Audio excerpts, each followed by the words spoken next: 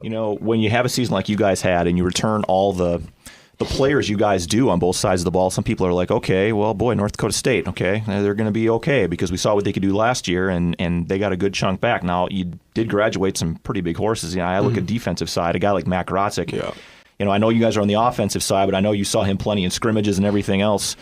How in the world do you replace a guy like that is the probably most disruptive force that was in the Missouri Valley Conference last year, in my opinion? Well, yeah, like you said, we're going to miss Matt on the defensive side of the ball, but I can't say I'm going to miss him a whole heck of a lot in practice. I'll tell you that right now. But, you know, I think it was a good experience for Levon Perry. He's going to be one of those guys that's going to step up into that role and be that Matt Grotzik for us this year. And to have him see what Matt did and be able to learn from Matt last year, I think was really important for him and important for that position for us moving forward. And I know, as you guys, with the expectations, people think, okay, well, this North Dakota State team, as I mentioned, is going to be pretty good. And then come the polls and see people say, oh, North Dakota State's going to be, they were picked 7th last year to finish out of 8 teams, but now they're picked 2nd, which really goes to show you that polls don't mean a whole lot to anybody anymore, and the media, frankly, doesn't get it right very often. I hate to admit that as a former media guy, but does that change? But there are expectations. Bison fans come out 19,000 strong. They, maybe last year didn't know what to expect. This year, I think they expect some pretty big things. How does that change for you guys, or how does that change the way you guys go about your business? Or maybe it doesn't.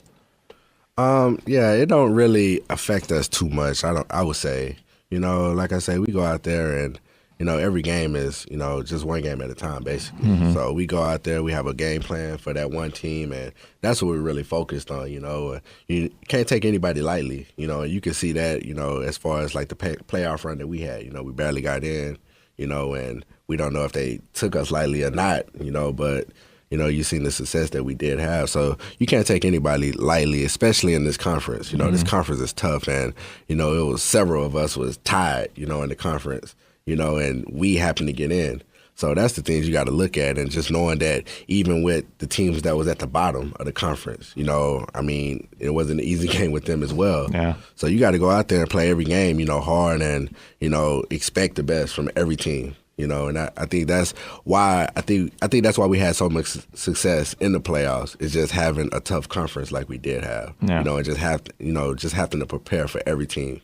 Like they're a great team, which, a lot of teams in our conference are. So. The one thing I don't think people do realize, guys, and I was fortunate enough the last few years, I've had a chance to go on road trips, go on the team charter with you guys, is helping out with the coaches show, with Coach Bull's show, is winning on the road in the Valley is very, very, very difficult, and people can't quite understand it unless you've actually been there. But after going with you guys and some of the things, traveling out there and going to some of the meetings and getting out there and getting acclimated, and some of the crowds are hostile, and some of the fields and places aren't any place it is a lot tougher than people think, isn't it? I mean, it's fun. I know it's fun, especially when you win on the road and everybody's quiet. It's like it was at Kansas last year. Yeah. I mean, it was like that shut the whole city down after you guys won in Lawrence last year. But that is a tough thing, isn't it? Yeah, it really is, and I haven't had the privilege to be at every single away place yet. But I would say a lot of our guys on our team think that they're the same thing, that there isn't an easy place to play in the Missouri Valley Conference. There's no such thing as that, and every team, top to bottom in the Missouri Valley, is going to be a tough game. Yeah, and it's a big game, and that's how we look at it each and every week. It's a big game. It's a big game. It's a big game, and that's how we go about our business. And really, every time that we play an away game, we know it's going to be a hostile environment, no matter where it is, and we just gotta keep our mind and get it right and just go in there and play Bison football, Yeah, and DJ, you have had a chance to go everywhere, and I've had a chance to see everywhere in the Valley. And boy, there's a mixed array of stadiums. I mean, there's some that look like they're palaces, like Youngstown State, these palaces of a stadium. And then you go to a place like Western Illinois, you're kind of like, oh, geez, this kind of looks like a high school field that, it looks like Fargo South on a Friday night. Is there a least favorite or favorite place that you've been throughout your career? Least favorite. That's got to be easy. South Dakota State. Yeah, I knew that was coming. Having to walk 4 miles from the locker room. South Dakota State Unbelievable. is the least favorite place to play. I know you could probably hear us down in Brookings right now. Probably so. And that's fine. Their least favorite place to play is probably in the Fargo Dome, so that works out well that way. Yeah, so, it's definitely that one.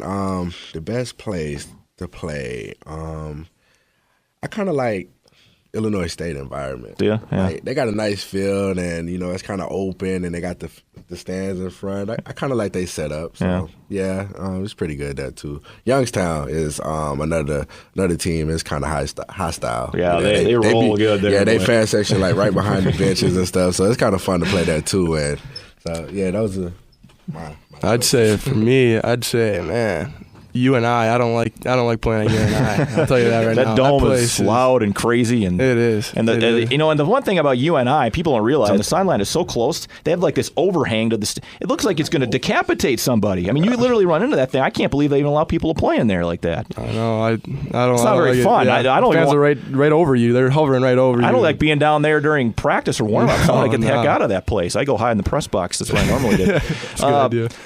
I guess. Lastly, as you guys move forward here this year, what expectations for you guys? I know it really doesn't change. You guys have an idea in mind where you want to go. You want to win the conference. You want to win every game and get to the playoffs. Would anything less than a national championship for you be satisfying, DJ, in your senior year? I would say not.